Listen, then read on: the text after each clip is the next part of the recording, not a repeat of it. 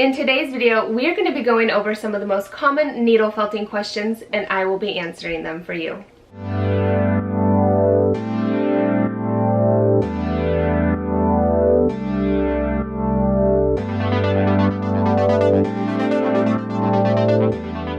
Hi everyone, and welcome to today's video, a needle felting questions and answers. My name is Iceland and I'll be your fiber artist host. And on this channel, Snowflake Forest Felting, I share needle felting videos, have needle felting tutorials, and share product reviews from time to time. So if you're new and this interests you, please consider subscribing. And if you want to know more about anything you see here on this channel, be sure and check the links down in the description below this video or leave a comment. I'd love to connect with you there. And as always, if you think these videos may help someone, please share them where you can. Now, let's get into today's video. So the first question is, how do I know when my needle felting needles need to be replaced? And there's a few answers to this question. Your needle felting needles are barbed needles and they're made of steel, so they're going to hold up fairly well for you. However, after time, they can begin to get dull. You can see there in the tip of the needle all the little barbs on this one. So one of the first things is, if you've been felting for a while, you're going to notice that it's taking you longer to create your project. Or you might feel like you're just not getting any felting done. And then next, if you're buying the needles that I am, they come with multiple needles. And a really simple way you could test that is to take each of your needles and compare them and how they're felting, especially if you know which one you use all the time, which I like to do. So then I have an idea which one out of the package is getting used the most. And you could simply just add a little piece of tape to one to help you indicate which one you're using and which one you're saving as a fresh next needle to use. Another thing you may notice about your needle is how sticky it is, or how much you can tell it's pulling the wool, or if it just feels like it's going straight through the wool. I know that's kind of a repeat, but definitely if you have another needle, compare them and see how they're felting. And then lastly, after you have felted long enough and you've maybe just made a lot of projects, it's probably a good sign that it's probably time to get some new felting needles, because the ones you are using are getting wore out. And remember you guys, I'm going to have all this stuff linked down in the description below for you, and you can go and check out more there. I know when I first replaced my needles, I realized, wow, I have made a ton of things and I haven't needed to replace my needles. And when I finally started using a fresh needle, I was blown away at how much of a difference it was making and how much faster I was able to felt. The next question is how much wool do you need to begin? This is a really important question and a great question. I wondered the same thing myself when I started. You really don't need that much. This here is about 1 ounce of wool, and I could make several felted heart, felted balls, felted soap. It's definitely more than enough to get started. I would say 1/2 ounce is even enough to get started with felting. At least then that way you can see if you enjoy it or want to give it more of a try and invest in more wool. And then since we're on this topic, do you need colored wool? Do you need core wool? What is core wool? And my suggestion to you is, if you're not sure you're gonna like it, maybe just invest in some colored wool and make a few simple things like a heart or a star or a ball.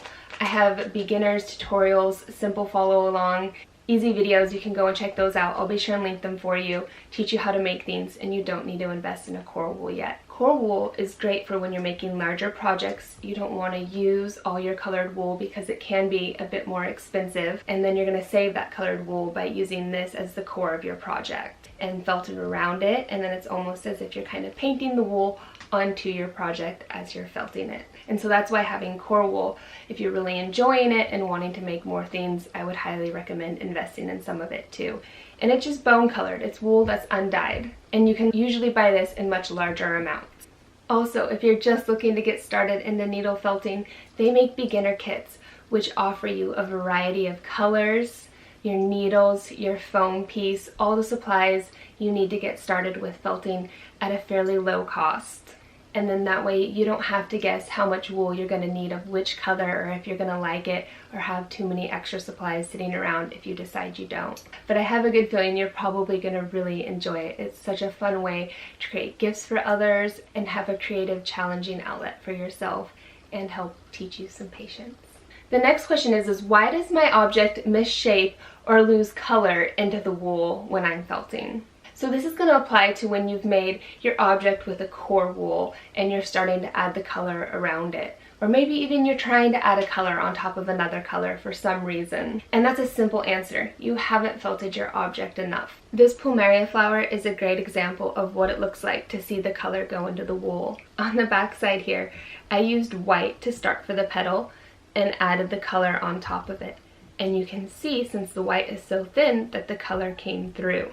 I really had to make the white felted flower petals firm before I added the color on to help keep these shapes. You can see here with the watermelon, when I squeeze it, it's super firm. It barely moves. And this could even be a little bit more firm. But for the most part, this works. It's perfect. It's not going to miss shape, and it's going to last. I can't stress it enough. If you are questioning if you're done felting, you probably need to felt it a little bit more. It really is a super time-consuming process. And you'll notice when your item starts to get firm and hard, the needle is not going to want to go in as far. You're going to get a lot more tension. This next question I love. How can I make my project look smooth?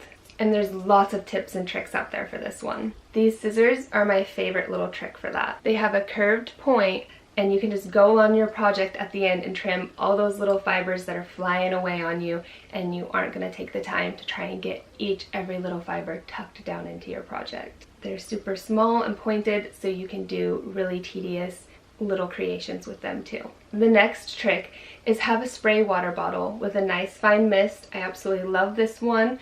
You just put a little bit of water in it and a hint of soap. You're going to shake it around and spray your project lightly. And then pat it dry. This is going to help the wool firm back up, and I would suggest using warm water. Don't drench your project, just a little bit. Another great trick is to use some lanolin. Most wool already has lanolin in it already, but at this point, after it's been washed and dyed, it's lost a lot of that lanolin. And this is really sticky. You're just going to take a little bit of it, rub it between your fingers and get it all warm, and then gently rub a thin layer all over it.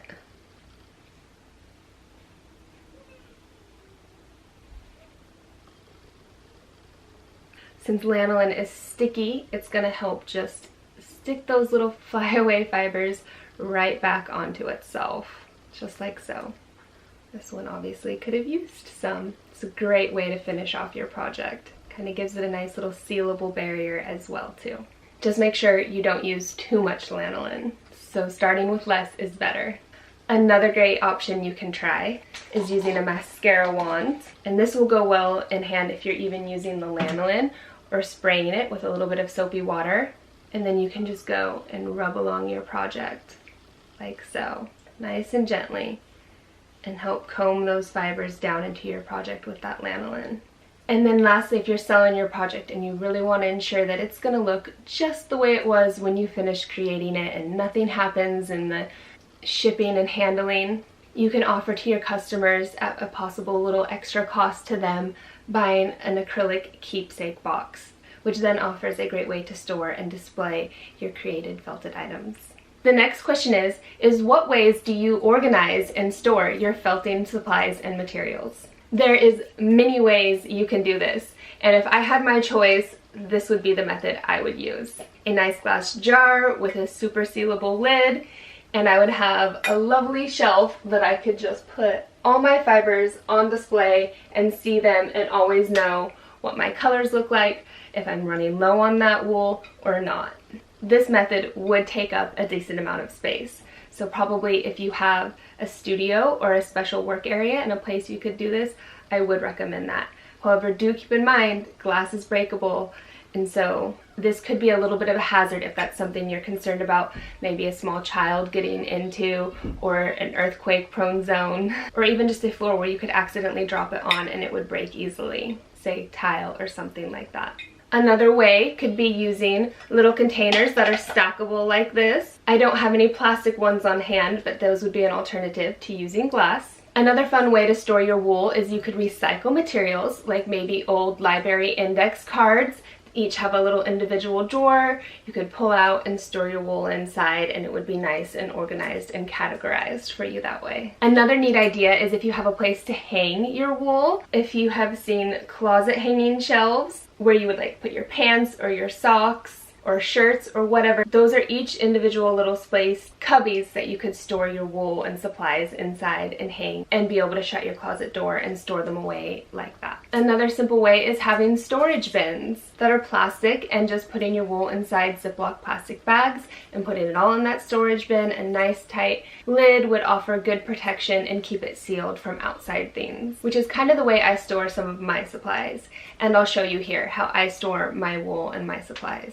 Okay, as you can see, I do not have the most amount of space to store my wool, but I've made it work over here in this corner. To start, I have my core wool sitting right here, some of my white wool.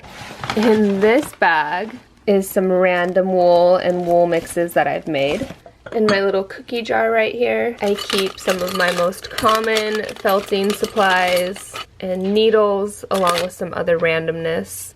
My scissors and my tape measure. And then in the drawers here, I have some of my kids' supplies for school, my larger scissors and magnets. And then each one of these bags is a color of wool, and as you can see, they are color coded.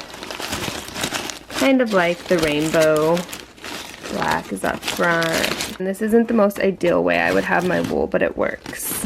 In front here is my scale, the blue colors, green tones, and then some brown and neutral tones. And I gotta move this here, get into the bottom drawer. I have some more of my roving, some of my specialty colors, as you can see, and these ones are all by plastic bags instead of the brown paper bags.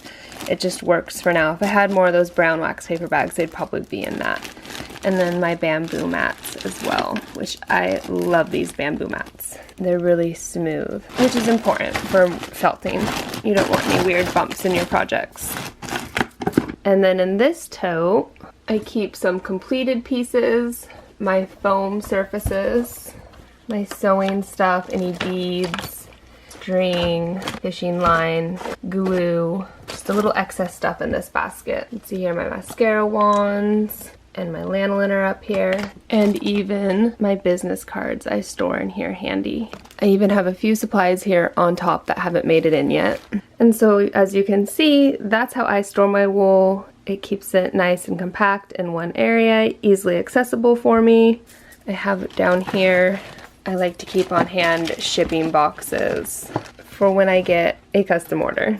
And then sometimes when I'm working on a project, I will just leave my needles or whatever supplies right up here. They're out of reach of the kids, and that is then easier for me to grab them than digging them out of here. And I'll set a project I'm working on here right on top of this. Another neat creative way to store your wool would be to buy poster tubes, and you could store your wool inside those. Those are cardboard and eco-friendly, except for the plastic top lid. That's obviously not as eco-friendly. And lastly, as you saw how I like to store my wool in the paper bags, those are eco-friendly and can keep them all organized and separated. And if you have any creative way that you are storing your wool, be sure and drop it down in the comments below. I'd love to hear your thoughts and share those with the rest of our fiber artist community here. And the next question is how much soap is left after felting and rinsing? This is kind of a complex answer. It's going to depend on the type of soap you're using, the type of wool you are felting with, and how much rinsing you are really doing. So to start, I would recommend using a really hard soap. I have tried multiple types of soap, and some are more likely to just fade away faster than others, and that is just common for even soap bars and what they're made of. That's not always going to depend on the wool that you're felting it with. Also, when you're felting the wool is going to create a lather, and so then therefore you're not going to need as much soap. It's kind of like having a washcloth on hand, but just all in one, wrapped around your soap already. And then here, this is wool batting. So these fibers are going in all different directions. And as you can see here, this is wool roving. And this is where the fibers are already combed into one direction already. This is going to take more to felt than wool batting, because this is kind of like having a jump in the game. If you're interested in felting soap, I highly recommend giving it a try. I was blown away by how much longer the soap actually lasted. I think it does save the soap. So in my opinion, you're not losing a lot of soap. It may look like it in my video. I was being really thorough when I made that video, so it took a little longer to felt the soap than it would normally for most people. And really, you don't have to rinse it that much, especially if you're using it for yourself, because you're just going to continue to felt it as you're using it in the shower or however you're using your soap. And the reason the soap will last longer is because when you put the soap under the water, that's just washing it all off of the bar. Whereas when you're using the wool that's around it to create the lather, you're saving some soap. You're not having to use as much soap to get your soap lathered in the first place. And then also the wool works by absorbing the moisture from the soap away from it, and then that keeps your soap drier longer, which is then going to make your soap last longer. And then another really nice thing is it doesn't leave that sticky soap spot in your shower or your tub or wherever you leave your soap along the sink, where then you would be losing some soap there in that area too. And that's it for today's questions and answers. Again, you guys, I'm going to have all the stuff you've seen here in this video linked down in the description below for you. Go check out more there, the videos and supplies. And if you have any other questions that you'd love to have answered, drop them down below. I'll come back and I'll answer them for you. Lastly, if you learned something new and enjoyed this video, please be sure and give it a thumbs up, share it where you can, subscribe if you haven't yet, and if there's something you'd like to see me felt next, drop it down in the comments below. I might just make it next. Thank you so much for watching as always, and I'll see you in the next one. Happy felting!